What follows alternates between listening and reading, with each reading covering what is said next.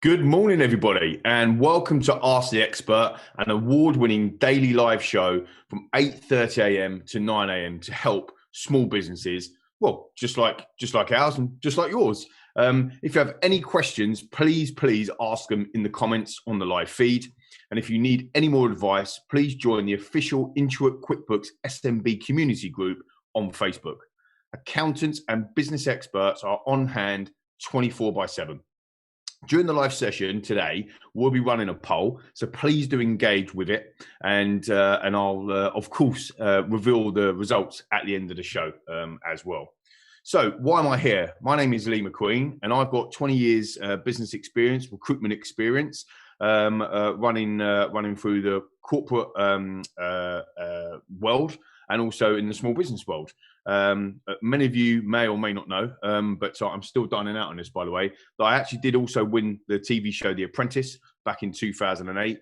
So I'm quite well versed in setting up businesses. I've now set up 3, including a business with Lord Sugar and Simon Sugar called Amscreen, and then subsequently 2 of my own businesses, Raw Talent Academy, and now, of course, my technology business, Phoenix 51.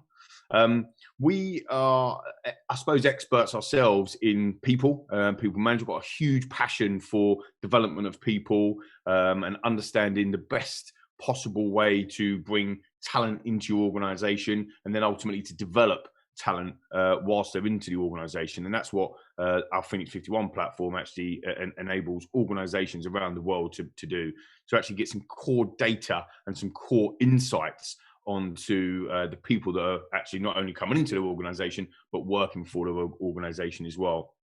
And I think today that's quite apt, because what we wanted to be talking about today is 2 different things. We've obviously worked in a world over the last, 13 months now, 14 months. And by the way, I just want to make a point. This is the first time I've worn a tie for 13 months. So over a year since I put a tie on. I just woke up this morning, the sun is shining. I thought, why not? Let's get involved. So I did.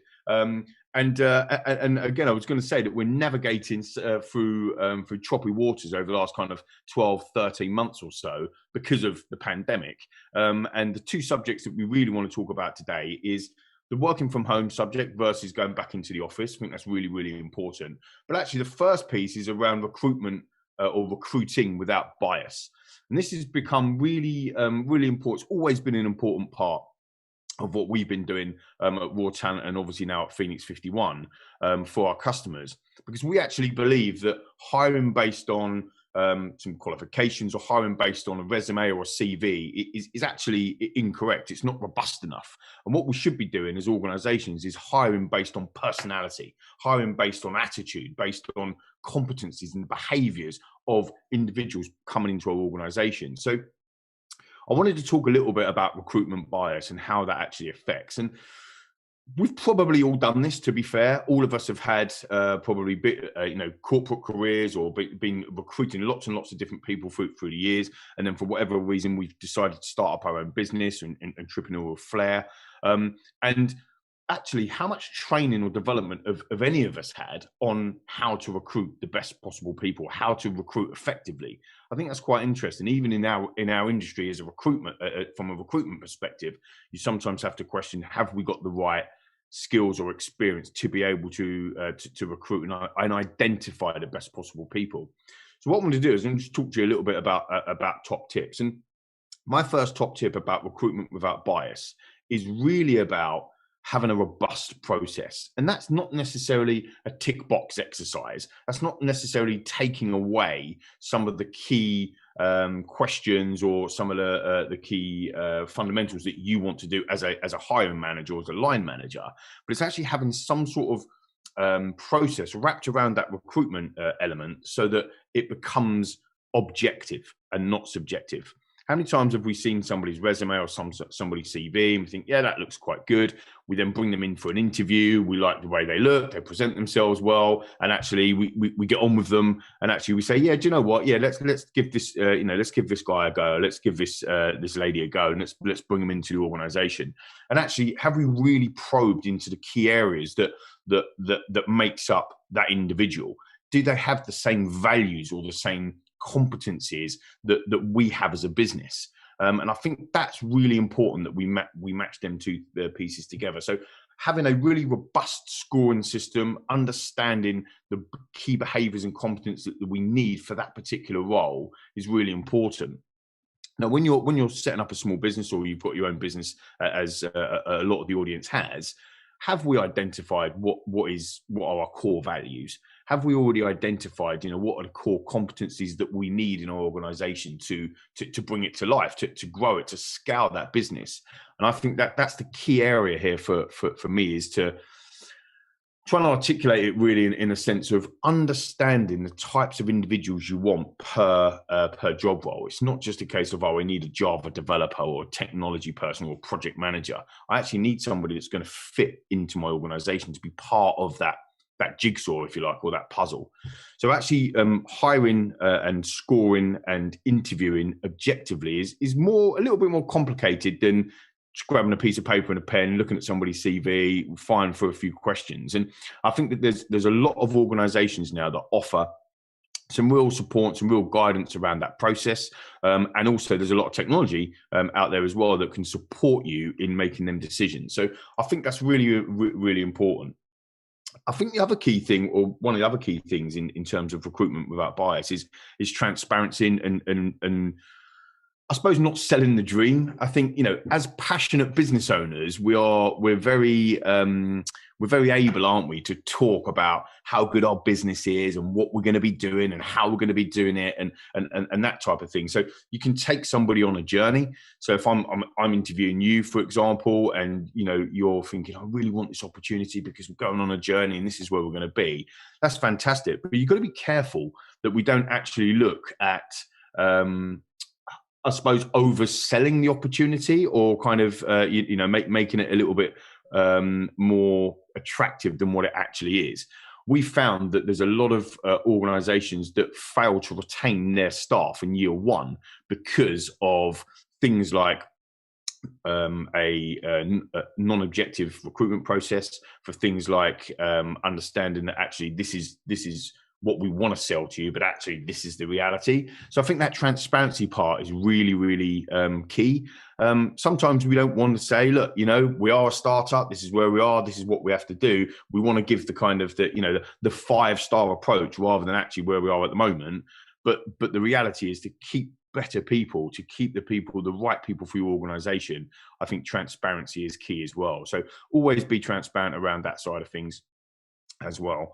And I think finally, just to run on from that, is also communication. So actually having communication, especially, which actually leads quite nicely into the working from home subject, but especially when we're all remote, or a lot of us have been remote now. So there'd be some obviously some business owners out there today in the audience that have to be into the office, or have to work in a workplace, because you simply can't your business can't function without people in and around manufacturing or factories and that type of stuff. But actually, if you're working in an office and you're remote, communication is absolutely critical. So I think it's really, really important that we can look at them key things. So just to summarize, communication, having them huddles, getting involved in talking to the people that you've got coming into your business, to wrap around a robust scoring system or a rigorous process that makes the recruitment process objective. So we're not just looking for somebody that we like, or we're not just looking for somebody that we always hire. We're looking for people that can actually do the role and that can actually do the job around the key behaviors and the key competencies. I think that's really, really important as well. And so that gives us an opportunity to go to some questions, actually, if I can. Otherwise, I'll get carried away. And we've got Bushra from Twitter, and she, or he, so forgive me, talks about, how do you manage the chaos of growth? It's a really, really important point, Bushra. I've made a few mistakes, a few mishires that weren't a good fit for the company, and realised how crucial it is to get those people right. Do I have any advice? Well, again, I think it comes back down to understanding what it is you're looking for in the first place. if I can use a football analogy, I don't know whether this will resonate with anyone, but actually it's not just the fact that you're looking for a striker for somebody to score goals, or a defender for somebody to not let in goals. You're actually looking for somebody, yes, that can have that skill, but also that fits within the team, that fits within the environment, that fits within the culture, if you like, of the football club, and in this instance, the culture within our business. So, Bushra, what I'll be looking at is that it is quite chaotic in terms of growth, and the mistakes that you said that you made, you said wasn't a good fit. Identifying why we exist as an organization. Why do we do what we do? Why are we here? What is our purpose? And actually then finding people that share the same belief and share the same views as what your business does and where you are. That's the common goal. I think that's really, really important as well. So actually having that kind of objective approach and that wrapping around that rigorous process really starts to underpin. You've got a lot of candidates, a lot of applicants, brilliant, talented people out there. But actually, it might simply mean that they just don't have the same values as your business. And there's no right or wrong to that. It just means that if you're hiring people in that way, or you're bringing people into the business that don't have the right values, the core values, or the right competencies, it means that you're going to end up struggling. You're going to end up kind of, if you like, butting heads. And therefore, it will only end one way. And they will either leave or you're asked them to leave. And obviously, that's not a good outcome for either the business or the employee as well. So thanks for that, Bushra. Hendricks from Twitter says, great to see you again on RCS, but that's good. What did being on The Apprentice teach me? Okay, so, well, thanks for the question. Like I said, still dining out on that win. I think it taught me that actually, if you work hard, look, my background is quite interesting because my dad's a milkman for 42 years. He's retired now. But I had a decent childhood in a sense. I grew up in a council house. Mum's a doctor's receptionist. My dad's a milkman. So, we didn't have lots. But one of the fundamental skills I learned early on was to work hard. If you're going to do something, you may as well do it. You're either all in or you're all out. There's no point being 60% in or 40% in. You may as well go all in. So that work ethic is really really important. I think what the Apprentice taught me is that actually with the right work ethic and the right attitude, you can achieve what you want to achieve. I was in a very good job in a corporate organization before I went on to The Apprentice, and ultimately the Apprentice gave me the confidence to go and set my own business up. To start a business from scratch with Lord Sugar and his son Simon in a market, in an industry, a sector that I'd never worked in, media, advertising media, was an incredible experience. So I learned a lot. And one of the key things Lord Sugar always says, and I'm sure this will resonate with a few people, is keep things simple. It's not just about complex business meetings and complex business scenarios. It's actually about, let's cut out all the noise. What is it that fundamentally we're trying to do? And actually, let's go and do that. Let's go and solve that client's problem. If you can understand the customer problem or the client problem that you're solving, and you can solve it, and you can articulate that well, I think you're 60, 70% there. So I think that's what I learned from The Apprentice. So thanks, Hendricks, for that. I've got loads of questions coming through. So just to talk about that, I want to talk about the working from home piece as well. So I'll come back to the questions in a second. It's a really complex topic because we've been in the last kind of 12, 13 months or so. We've been, a lot of the world has been shut down. A lot of us have been kind of working from home where we can. There's big debates on at the moment. HSBC has just said you've got a job working from home now for life. You've got some of the big boys in the banking and financial services industry as well, rebuffing that, and UBS coming out saying we want people back into the offices, back wearing suits and ties again. So there is a real mix. I mean, our data shows. I mean, we're a virtual platform, so we now provide or enable clients to run assessment centres, robust assessment centres for the recruitment and training development of their staff virtually. So that's what Phoenix 51 and the platform does. So it enables us, enables clients around the world to be able to do that virtually. So our data shows that at least 40% of the office workforce probably won't go back into the office. There's a lot of people that are now used to kind of being at home with their children at breakfast time and that type of stuff. They don't now need to go and do a commute.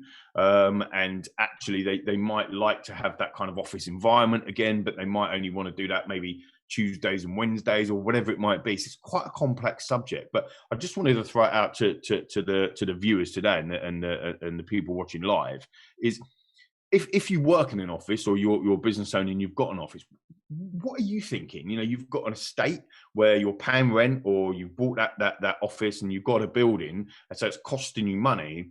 But equally, you've got the complex decision to make around your workforce and the well-being of your employees and what they need. You've also got the complex stuff that you've probably just spent over the last 13 months, quite a lot of cost in getting them set up working from home as well. We can't just expect our staff just to work from their phones, for example. So, we're in a bit of a kind of a sliding doors moment, for want of a better word. And just quite interesting to see, how you guys, other business owners, are thinking as well. Our data is saying to us that 40% of the office workforce won't go back in.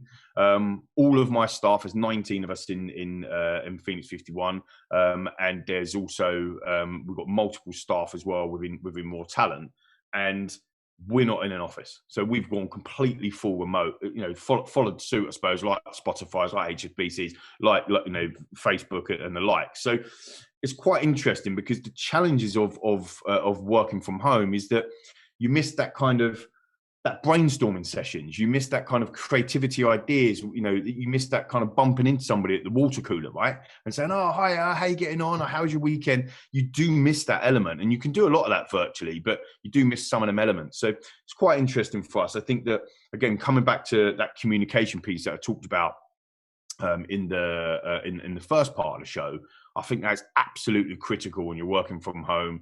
We've onboarded 7 people at Phoenix 51, 4 of them being kind of frontline sales people for us, and we've never met them face to face. In terms of physically never met them in real life. We've done all of it via the platform, of course, which works brilliantly. But again, there's an element of just silly things like, I don't know, like, how tall are you? It's quite mad, isn't it? It's like you don't really know that sort of stuff. So I think that the world is changing still getting used to things. And we'll have to see, I suppose, over the next kind of 6 months or so, how that kind of pans out. But our data is showcasing that it's about 40% of the workforce, of office workforce, won't go back into the office. It gives us a bit of a complex problem to be able to deal with. So yeah, it's quite interesting to hear your views. So if you want to send in any questions on that, that'd be brilliant. I've got a couple of other questions. Solomon from Facebook says, working on my business is my job. I love what I do, and I also see it as a hobby, and I find myself working all the time. Do you have any advice on how to find a good balance to switch off? Oh, Solomon. My advice would be, it's important to try and switch off, but I think you've highlighted that already. I think the difficulty is when you're running your own business, and I'm not sure employees, for example, realize this as much. It's virtually impossible to switch off.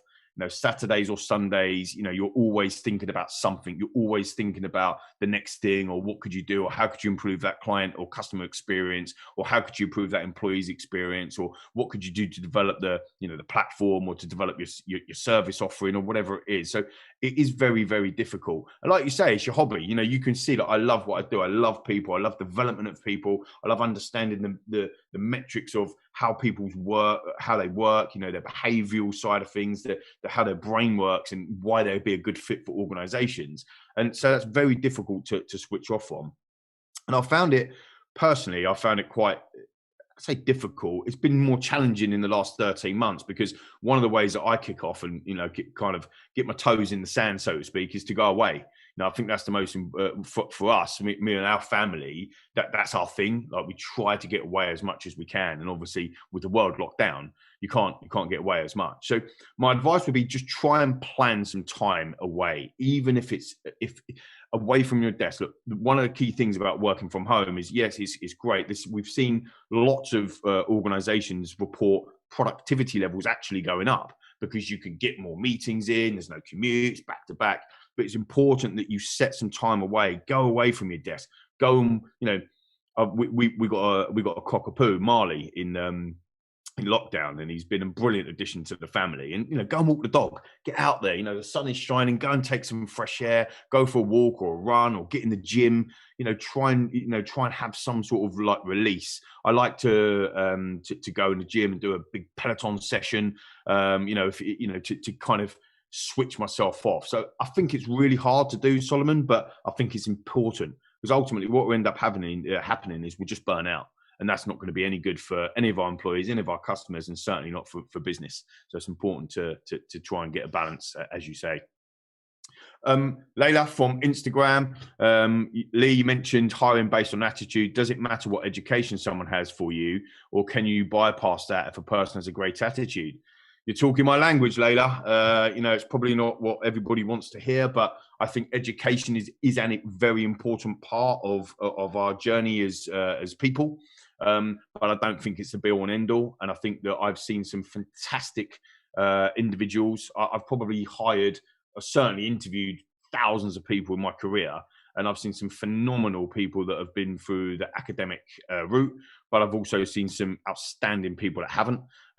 Some of the best bosses that I've worked for, some of the most successful people that I've seen and worked for, haven't had a fantastic education. So I think it is a balance. And I think that's why, for me, hiring based on attitude and personality is the way forward. If you can really understand, this is the values of our organization, and these are the types of individuals or behaviors and competencies that we need in our business, that's why it works so much better.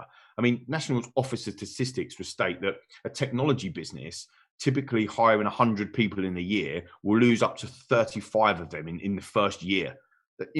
With the cost of around 12 to 15,000 pounds per hire, you're probably looking at over 360 grand just thrown away just from them hires for 300,000 pounds. In terms of the hidden costs, you've got training, coaching, onboarding, all of them key things. So there's this huge cost element for getting hiring wrong.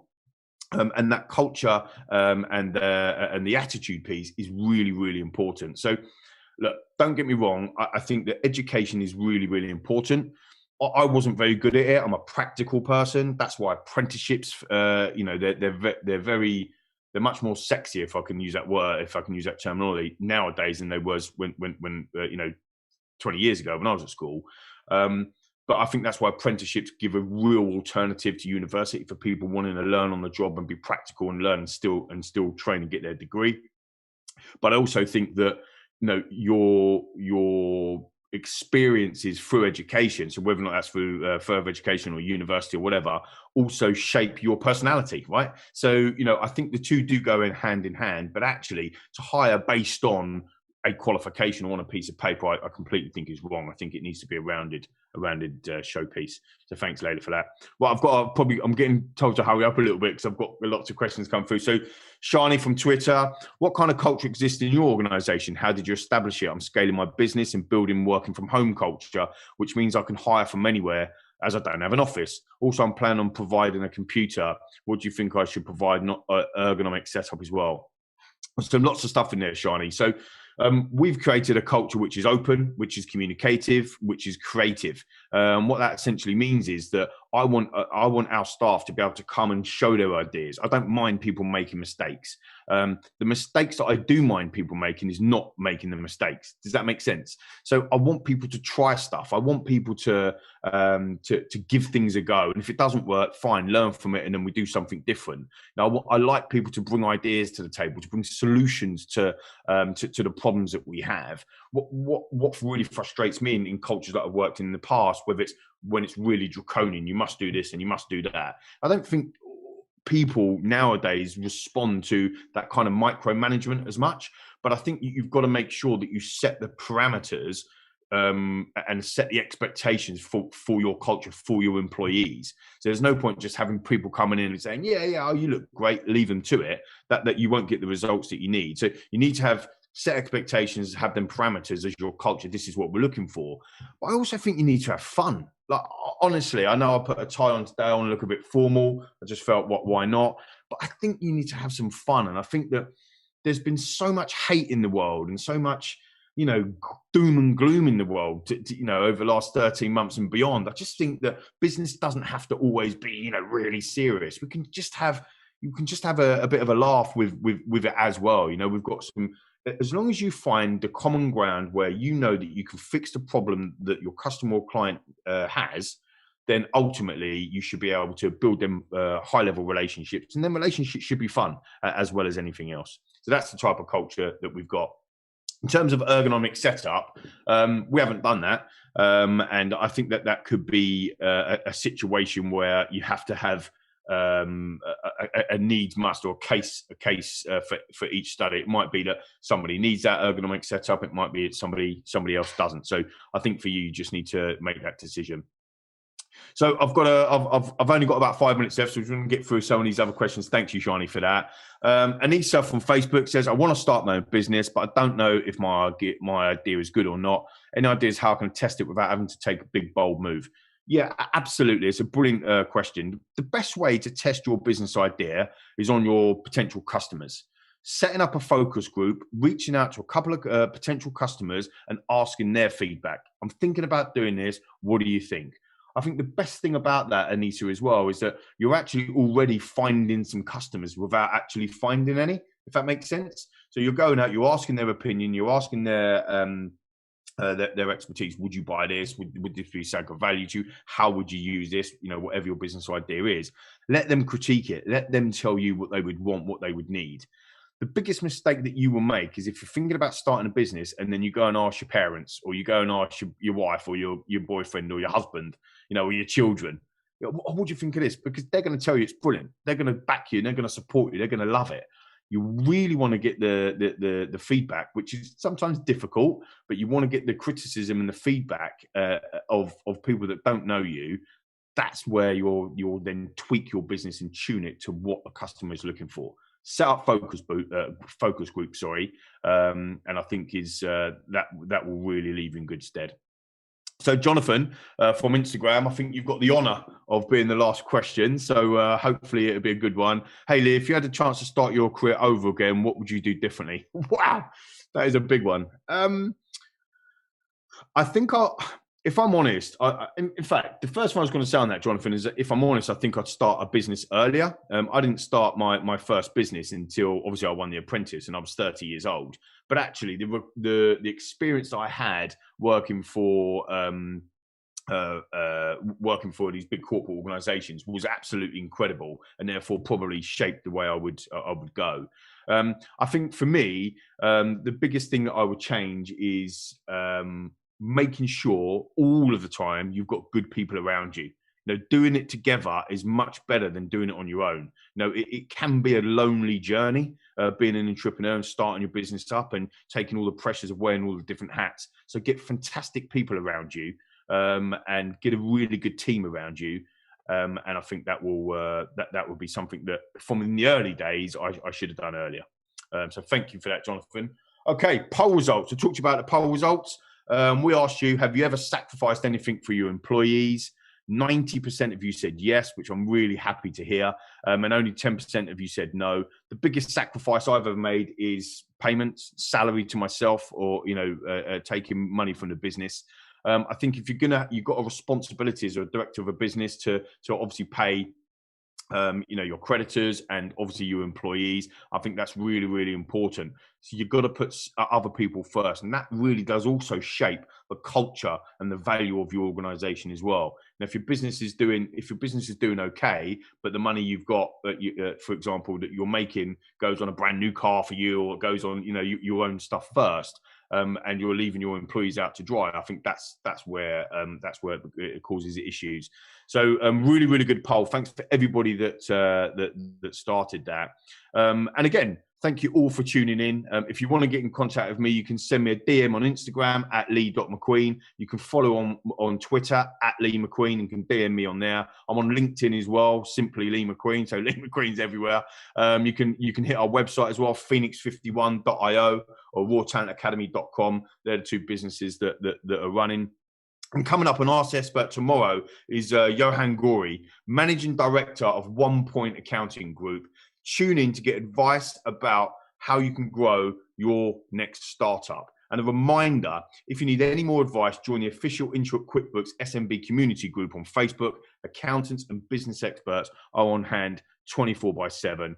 I just want to say again, thank you so much for everybody that's tuned in. You can actually catch up if you haven't managed to watch the show live. You can actually catch up on our pre-record on our recorded version via all of the social media channels that we talked about before. I've been Lee McQueen. I hope to see you all again soon. Stay safe, stay well, and keep growing your businesses.